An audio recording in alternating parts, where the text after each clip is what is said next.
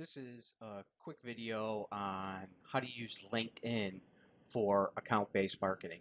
Now, often when I talk to contractors and I show them something like this, they feel like, this is so abstract. What does this really mean? This is a bunch of theory and nonsense.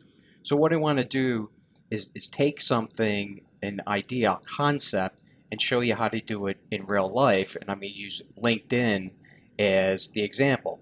So in this principle, it's influencing multiple decision makers. In most businesses, especially once you get to the larger ones, more than one person is involved. And even with the smaller ones, usually there's a boss and he has some kind of an assistant or an office manager, or she has an assistant or an office manager.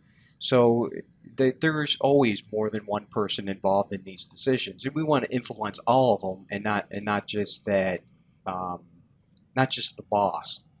So to show you how to use this in real life, this is LinkedIn, and it's a tool called the Sales Navigator. And one of the tools that you can use is look up accounts, which is account-based marketing.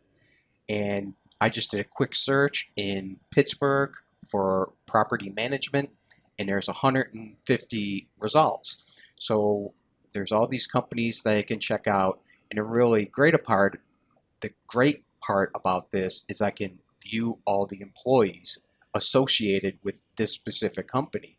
So if I click on this, this takes me to where I can look at all the employees.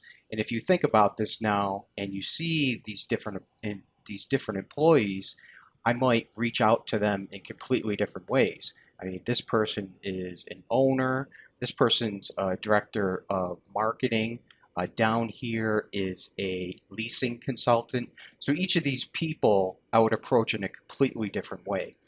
For instance, like the leasing consultant, that could be a great referral source, because whoever they are leasing the building for might want to prep the building, and also whoever is moving in may want to strip the floors, clean the carpet. Maybe they got furniture they're moving in that they want to freshen up.